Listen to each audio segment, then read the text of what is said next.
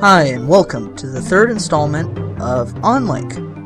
This is just going to be another commentary through the playthrough, and I'm hoping that you guys will find this of some use. For this video, I'm going to be pretty much just going through and trying to get through the bank hacking. Nothing really majorly exciting, but it might be interesting. I might find some interesting things along the way, or nothing at all. But for now, I need to start purchasing some content connection analysis, otherwise it's going to make it a little bit harder to hack the bank without being noticed. So, I'm supposed to hack the Terror Systems International Bank. This individual is subject of an internal investigation into corruption. Yeah, so they want me to hack his bank because he's corrupt, basically. So, on the Terror System, we have a monitor, a proxy, and a bandwidth monitor bypass. And I didn't have the right equipment. So because of that, I gotta go back to the Uplink International Services machine, and hopefully I'll pick up a little bit of useful bypasses or disablers at the very least. Yeah, I'll go for the disabler. Seems convenient enough, but still, I don't have enough money. That's the only problem.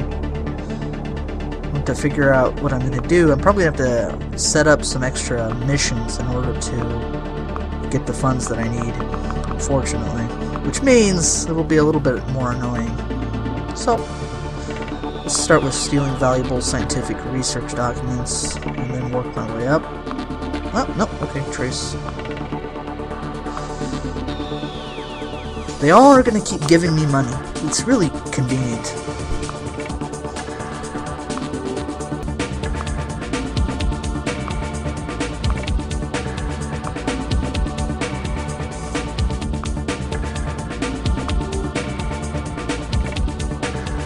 And I'll keep accepting missions until I get the funds that I need to cover the costs of the bandwidth monitor bypass and the proxy.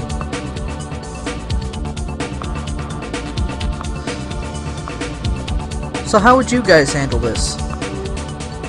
If you were going to be hacking into a bank and were low on money at the beginning of the game? Would you do what I'm doing, or would you take the long way and just accept the missions and get to the bank hacking later? Because you have to remember, in Onlink, they added a time limit, so you can't just fast forward the missions until you get the funds that you need built up.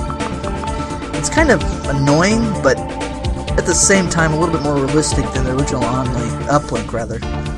Because in Uplink, you pretty much had unlimited time to complete any mission that you had available. No, I'm gonna get the... let's see, I'm gonna get the proxy bypass, or I'm gonna get the proxy disable. Not really sure. Kinda want the proxy bypass, it's more convenient. So I'll go for that.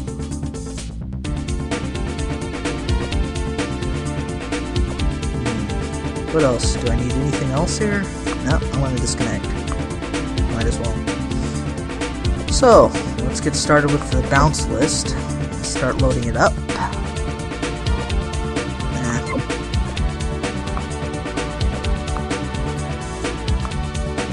Yeah, I have to take a look at all these missions to make sure that there's no duplicates. If there's duplicates, then it saves me a lot of trouble. So I can just choose which bank I'm going to hack first. If there's a duplicate, then I'm going to have a lot easier time trying to siphon money off.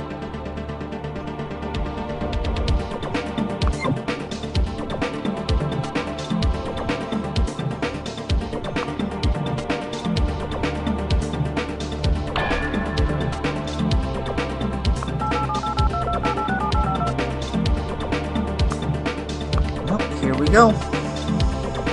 Proxy bypass. Can't do anything about the monitor because it was too expensive. And now I'll just wait until the bandwidth monitor bypass is disabled. It would have been more convenient if I had actually bought the bandwidth monitor bypass instead of the proxy.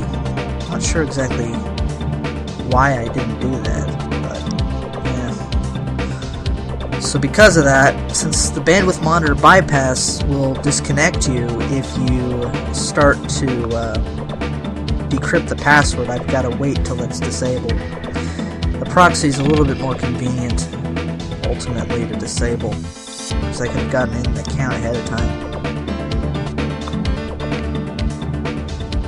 But I couldn't have deleted logs if I did that, if I remember correctly. Oh, so here we go on the password breaking. It's going to take a minute or so.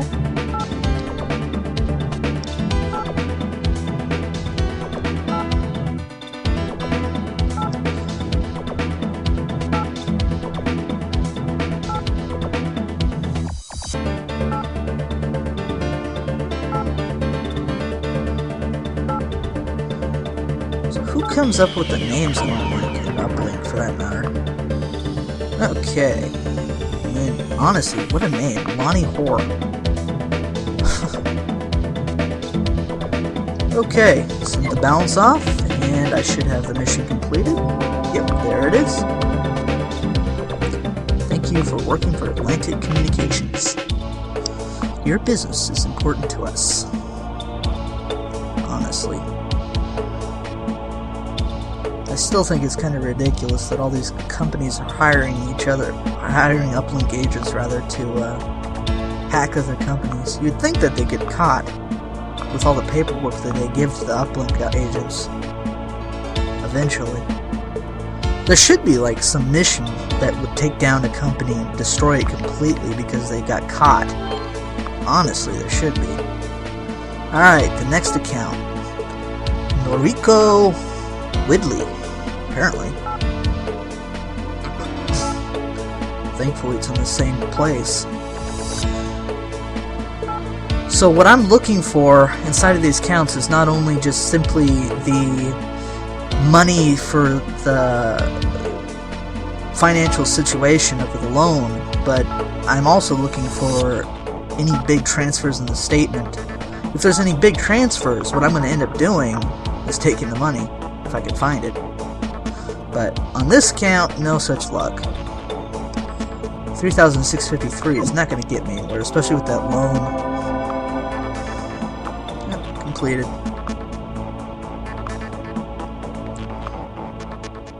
Nothing exciting in the statement, unfortunately. But maybe I could use some of it. So I'm going to start writing some notes down of the IPs for later bank hacking that I'm going to end up doing. If I don't write it here, I'd have to do it on paper. It's better if you guys can at least see it. Though, I honestly should have just edited this portion out. I'm sorry about that, guys.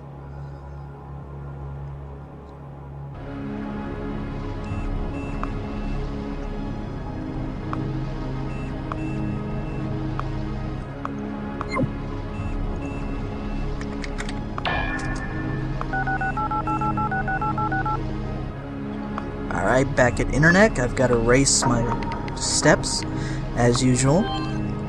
If you don't erase your steps, they're going to eventually trace you down through the passive, even if you didn't break their security, which in this case, I actually did. Even though I don't have a trace tracker, I know that much. I'll eventually buy a trace tracker, but at this point, there's no point. I have a long enough bounce list that any traces are going to be at least 300 to 600 long, at least. And that'll keep them busy for a long time, so I could hack like 3 or 4 machines before they actually catch up to me, which is very nice. There is exceptions to that, of course, is if I actually did a transfer to one of my own accounts, they would catch up to me really quickly. For some reason, banks have like a minute or two before they catch up on the passive, which is rather unfortunate. Especially when the bounce list says you have about 600 seconds. Very annoying.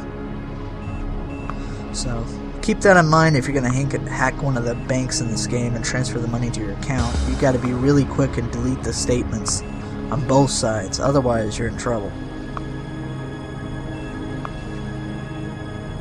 Now, I'm deleting the stuff in the uplink test machine primarily because, well, I'm just being extra cautious, honestly. There's no real point for me to delete this many logs because I've already done it at the internet. So I'm just going to stop right there since I've deleted the majority of them. But with bank hacking, you can never be too careful. At least that's my opinion. But I think it's overly careful. But I've gotten them traced back to me before with actually deleting all logs in internet. That's partially why I'm doing it in 2 different spots.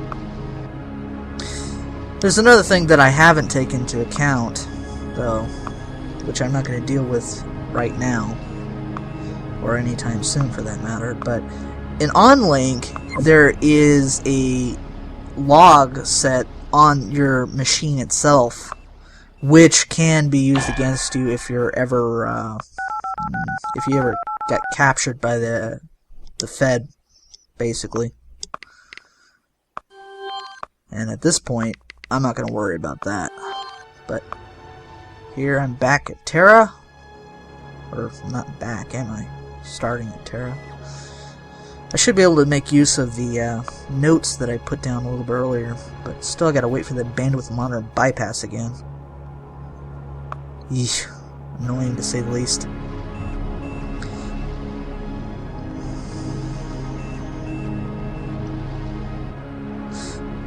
So, guys, could you give me some feedback on all this? Because I honestly have never done a dub-over of any of my playthroughs, primarily because I honestly find it kind of distracting to everything else that's going on.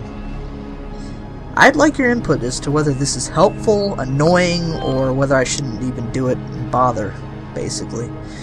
Or whether I should be doing the comments on the screen like I did in my last couple of videos, because with that, at least you guys can have the option of turning it off. With this, unfortunately, you're stuck with it. So, hopefully I'm not too annoying, and I apologize if I am. Cut me some slack on this, I appreciate it.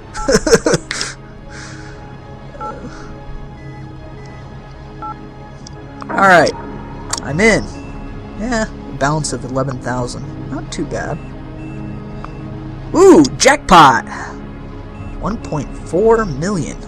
Now that is nice.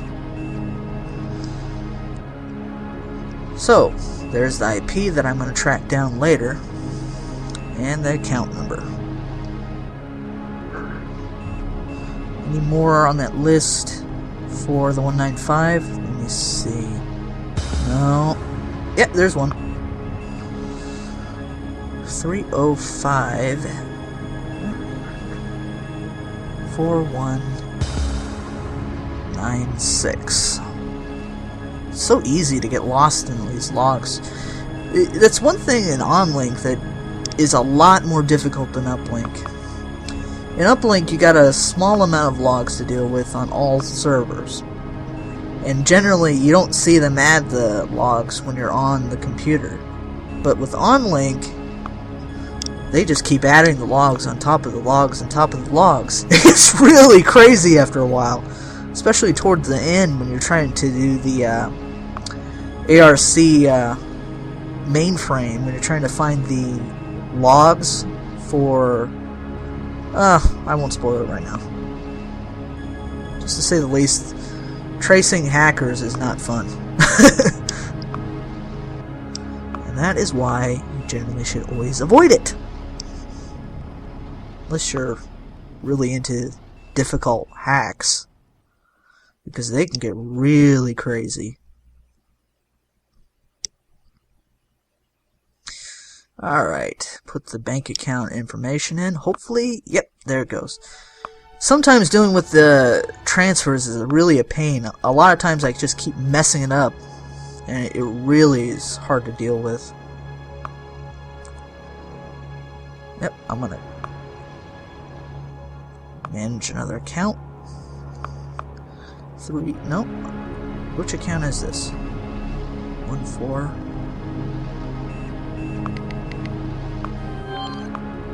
Oh yeah, that's right.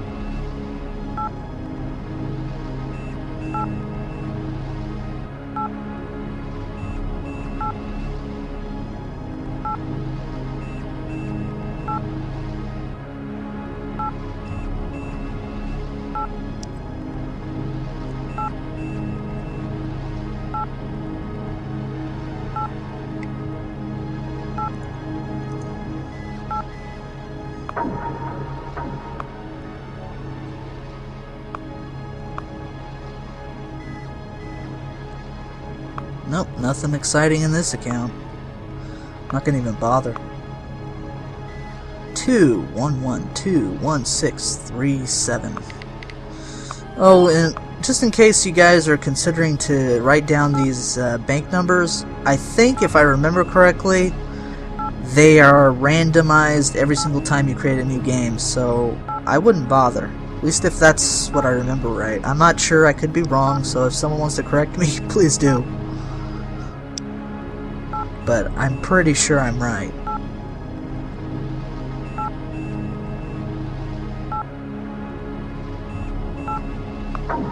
Okay, I'm in. Nope, nothing exciting here. Oh, but he apparently is an uplink agent.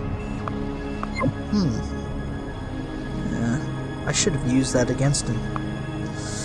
I could probably have caught the hacker, but that would just make me lose Neuromancer status if I did that.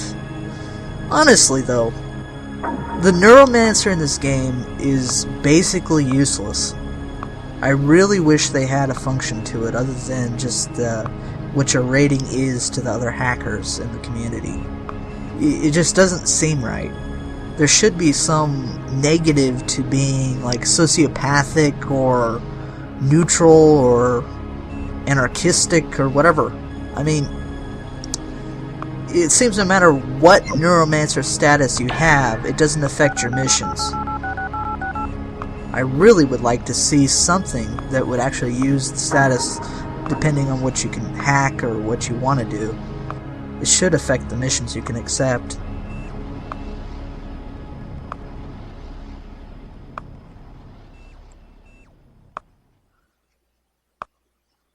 And for the record, I'm not going to do a ton of bank hacks. If I can avoid it, I'm not going to go past a couple million from the banks if I can avoid it. Because while I can do the bank hacks, they take a long time and a waste of time in general. The only thing it'll do is improve my uplink agent grade. I think it takes about 16 to 20 bank hacks, and then you can get to the highest uplink agent rating. I think somewhere around there. I've actually never done it. I've only read about it. So I never saw a point to do that many bank hacks. Well, with that, I think we are pretty much done. Thank you very much for watching this part, and if you liked it, please give it a thumbs up, or if not, a thumbs down. Either way, I'd still like to hear from you guys. We'll continue on with the next part next week. Thanks!